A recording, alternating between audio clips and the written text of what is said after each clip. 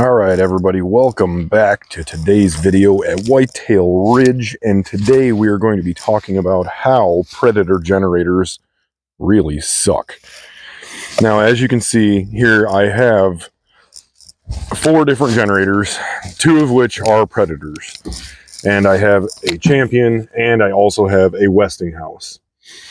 These generators can serve a bunch of different purposes, and I'll tell you the story on this. And we started out having no generator at all for any reason, and we picked this this champion up right here. And this is gonna cost you about between $500 and $600. Just kind of depends on where you buy it from. And we ran this generator for all of about 2 months, and it decided to go ahead and die on us. And you know, it was serving its purpose and doing everything just fine as it should. And then one day it just decided to quit working, and we got into contact with the champion company and tried getting replacement parts, because this is actually an inverter generator, and I am quickly just not a fan of these generators in any way. Be it the company and the inverter style is just not something that works for me, and I'm not going to get into that right now. But I have owned a couple of different champions. This is actually my 3rd champion, and I will tell you that as of right now, I am done with this company. I've owned a very small one, very similar to this Predator over here, which is a 1800 peak and a 1400 continuous, and it ran fine for about 3 months, and it blew up as well. But not a fan of these. I also had a 10,000 watt, and that probably was the best one, but I ran it for a month, and the motor exploded on it. So not a fan of these champions. And for the price that they're running, they can be somewhat enticing, but at the same time, just not something that I'm into. And then we moved on, and because we absolutely had to have a generator, we went and grabbed this Predator, and we've had this right here. It's the, like I said, the 1400 watt continuous and the 1800 watt surge. We've had this for just about 2 years now, and it runs, it works 100% as it should. And we use it for smaller power loads when we need something, like, you know, power the kids' cabin up for whatever reason, or running off and powering power tools just somewhere off site that don't take a whole lot of energy. It just doesn't do what we need it to do on a daily basis. But as far as having this as a backup, it definitely is worth it. It will run battery chargers and whatnot. So it's definitely good to have around, I will say that. It's just not the peak power, like for charging the batteries up if solar is not working properly and everything for the day. But this generator does still work, and it runs just fine, like I said. And the only problem I've had with it is the spark arrestor got plugged up, and I had to deal with that issue. This generator right here, though, it'll run you, right now I looked at Harbor Freight, and it's right around $370 before tax. I think it's a little overpriced, pretty well overpriced. But for what it is and what it does, I mean, and what I actually got it for, because I went and got it off of their, I guess, like scratch, dent, and refurb pile that they have typically at Harbor Freight, and actually picked it up for $199, I believe. So in a pinch, it did great for me. But we needed to get something that had a little bit more power for charging batteries, so that way we could make sure that we had a continuous power source.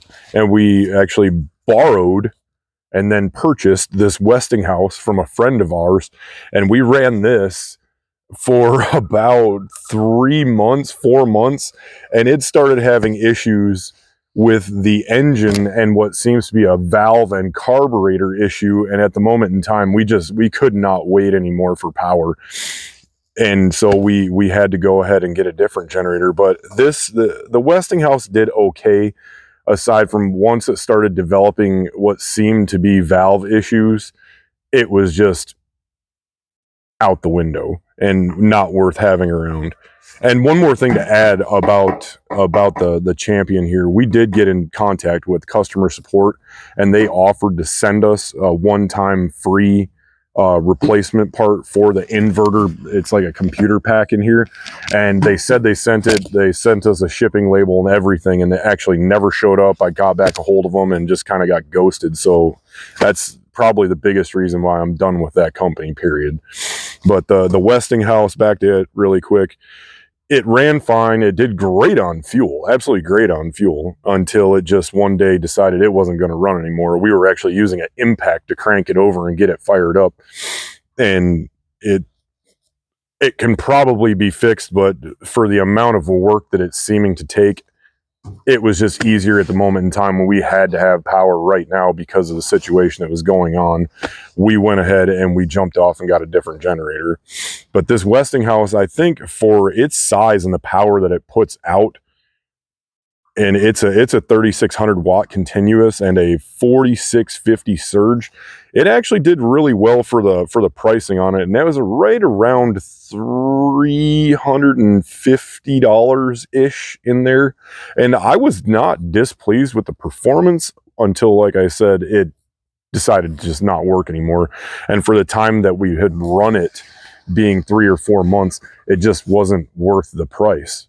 So again, we had to have a generator, and we jumped up and bought something that, again, we didn't necessarily want to do this because it was kind of more of a pricey purchase.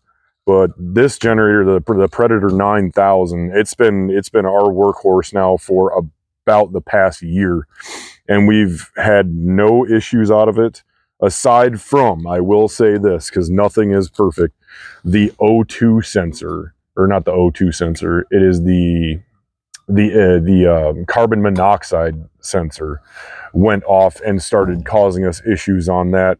But I bypassed it, and there are plenty of videos out there on how you can bypass it and get around that problem. It was not a big deal. I'm sure that probably voids your warranty, but when you need power, it is what it is, and you have to do what you have to do.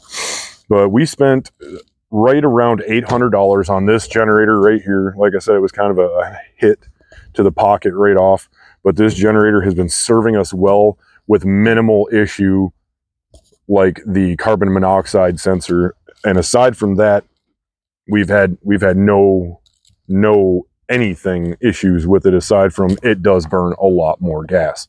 Now, that does depend on the power load that you're putting through it and if you're running it at maximum capacity, but I will say that it delivers the power as it says that it will.